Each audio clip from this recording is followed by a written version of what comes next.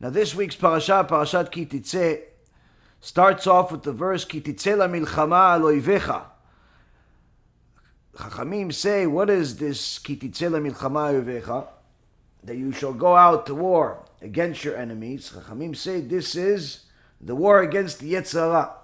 The war against the Yetzer Hara. Right after this verse, we thought it's actually literally talking about going to a physical war, and in that war, the soldiers, of course, they kill people, they do what they're supposed to do, and but after they win the war, there is women there. What happens with those women? The Torah tells us that if one of the soldiers sees a beautiful woman that's not Jewish, her husband is dead, her parents are dead, everybody's dead, and he wants to be with her.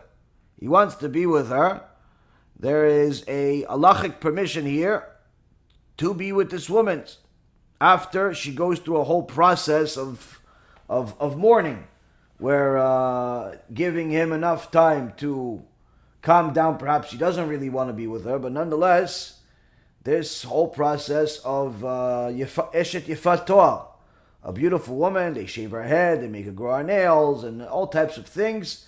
The point is that this milchama, this war, also talks about the wars that you have in this world. That sometimes a good Jew, young man, goes out there and he wants to do good, and he's listening to Shurei Torah, and he's putting on tefillin every day, but on his way to yeshiva, on his way to work, on his way to the store, he sees a beautiful woman.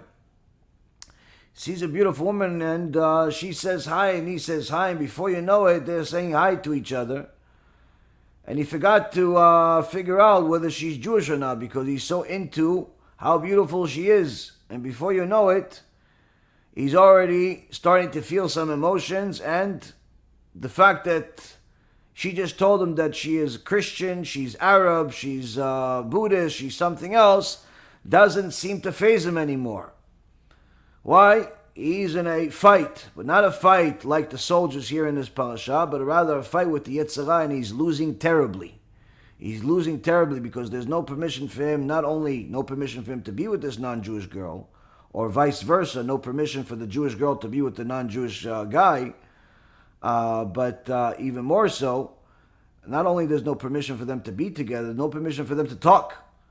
There's no permission for them to talk in such a point. If obviously it's a clerk behind a desk, it's a colleague in an office, you have to talk for business purposes, things like that, you keep it to the point, no problem. But if you're talking about in a more friendly, perhaps even intimate way, completely forbidden. But he is losing the battle because he loves her, or he thinks he loves her. He thinks he knows what love is. As the Chazon Ish says, what the sinners call love, we call karet. We call it isul karet. Now, of course, people think, oh yeah, but listen, maybe convert her. Look, Moshe Rabbeinu, his wife converted. Yeshua ben Nun, his wife converted. Rabbi Akiva came from converts. Rabbi Meir Baal HaNes came from converts. Onkelos was a convert. Shmaya Naftalion were converts. Many righteous converts. Rabbi, even your wife was a convert. You're 100% right. You're 100% right, all those things, but who are you to compare all of those people to some girl or some guy that you met on the street? You sure that they're the same quality? No, she's the best. What, you know her for 3 weeks and you think she's the best? The reality is, Rabotai, in more cases than not only is this person not what you think they are, they're not even close to what you think they are. Because as soon as you put them to the test, where you tell them, listen, if you really want to convert, you have to start learning Torah, you have to start doing mitzvot, you have to change your clothes, you have to realize that we're not going to be able to be intimate ever again unless you convert and we get married, and so on and so forth. And of course, most people are not going to want to do that. Why? Listen, I just wanted to have a good time. I'm not interested in getting married to you. I just wanted to have a good time. I'm not interested in learning and changing a religion. I just want to have a good time. Most people, they're not even close to that. Yeah, but I love her, Rabbi. No, you don't love her. You don't even know what love is, young man. You don't even know what love is. Be with a woman for about 2, 3 decades, maybe you'll discover what love is. Reality is, as a young man, you've never been married before, you have no idea what love is. Why? Simply don't. Simply don't have enough experience. To love, you have to have experience. You can't love just because you feel something in your stomach. Now, the fight against the Yetzer Hara in this generation is a brutal fight. Why? Because you see the world around you and you see that practically everybody's doing the opposite of the will of Hashem. In Western society, meaning America, Canada, and so on, Europe, you have what? You have an enormous amount of intermarriage. What is intermarriage? When a Jew marries a non-Jew. But not just civilly marrying a non-Jew. It's not necessary. But even if they're dating, even if they're sleeping in the same bed, even if they're intimate once a year, that's intermarriage. And the reality is, as far as the statistics that people are calculating are typically the ones where there's actually a civil marriage.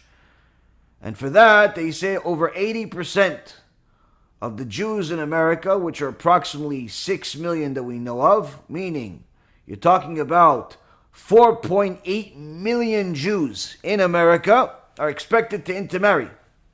Expected to intermarry. 4.8 million expected to intermarry. But if you calculate non-civil marriage, non-civil, just he's dating, hanging out, goes to a club, I believe that number is getting closer and closer to 95%. Shem Yishmor v'Yatzil. Why? Most people are too ignorant about the consequences of intermarriage in order to do anything about it, in order to win this war.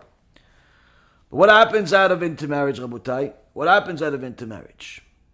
The Torah tells us what happens out of intermarriage. Same Parashat Ki Teitzei.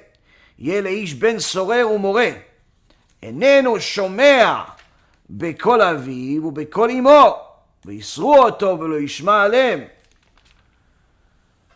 Torah tells us, if a man will have a wayward and a rebellious son who does not hearken to the voice of his father and the voice of his mother, and they discipline him, but he does not hearken to them, have a terrible kid. Kid doesn't want to listen to his parents. Kid curses his parents. Kid calls his parents by their first name. Many parents that live the life without Torah that are listening to this right now, they're saying, what do you mean? You're talking about my kid right now? Why? I love my kid. So what if he calls me Steve? So what if he calls me, Martha? So what if he doesn't listen to 95% of the stuff I say? So what if when I gave him a car as a present, he threw the keys in my face and said, I don't want this piece of junk. It's not brand new like yours. So what if my kid doesn't know how to be grateful? So what if my kid doesn't do anything that I ask him to? When I ask him to go get something from the store for me, he completely ignored me and just walked into his room and went on his $3,000 computer that I bought him. Instead of going to help his parents, he went to play with the gifts that his parents gave him for absolutely no reason. So what? What? Does that make him a ben soror moreh? According to our Torah, most children today are ben soror moreh technically. Most children today are ben soror moreh. Why? They live a life without Mussar. The parents are ben soror moreh. The parents are wayward. How are the kids going to be tzaddikim if the parents don't even know how to behave? Parents are cheating, parents are lying, parents are yelling at each other in public, parents are stealing from the government, parents are walking around immodest, parents are committing all types of adulterous acts, parents are looking at pornography, listening to all types of filth, watching filth, showing filth, teaching filth. Parents are wayward. How are the kids going to be righteous if the parents are wayward? But in reality, according to our Torah, most kids today walking around, both unfortunately, sometimes even in religious homes. And I'm saying unfortunately, and that's in a nice way. Many times. It's in religious homes too. House that does not teach Mussar, guaranteed to have a ben soror moreh. Kid doesn't listen to his husband, to the father, doesn't listen to the mother. Father comes to say Kiddush, what does he do? He finds his kid sitting in his chair. Abba, I'm going to sit here today. No, come on, son, move. Nah, come on, Abba, I'm going to sit here. And the Abba has to argue with the kid to get out of his chair because he thinks it's funny. The kid yells at his mom, Ima, you didn't give me all my food. What's going on? No, it's hot yet. What's going on? Yells at his mother in front of people. Or even without front of people. Thinks it's cute. Why? No Mussar. No discipline. No punishment. Doesn't know there's a punishment. She says, what's going to happen? God's going to kill me? Why? If I yell at my parents, God's going to kill me? Look, I just yelled at you. Nothing happened. That's what you learn in yeshiva? No, I didn't learn in yeshiva. I learned to play basketball with all the non-religious kids and all the non-Jews. That's where I learned it. And unfortunately, Rabotai Yekarim, when you have parents that are wayward in their Torah, wayward in their own behavior in different ways, kids come out that way. But if the people intermarry, guaranteed their kids are going to be wayward. Guaranteed that their kids are going to be horrendous. Guaranteed that their kids are going to be confused. Guaranteed. Why? Just the way Torah says. That's what Torah says. Now, of course, you're always going to have exception. Always going to have exceptions. Sometimes you can have parents that are terrible and a child that's golden. Sure. It's actually part of the prophecies. Masechet Sotah. It's going to happen before Mashiach.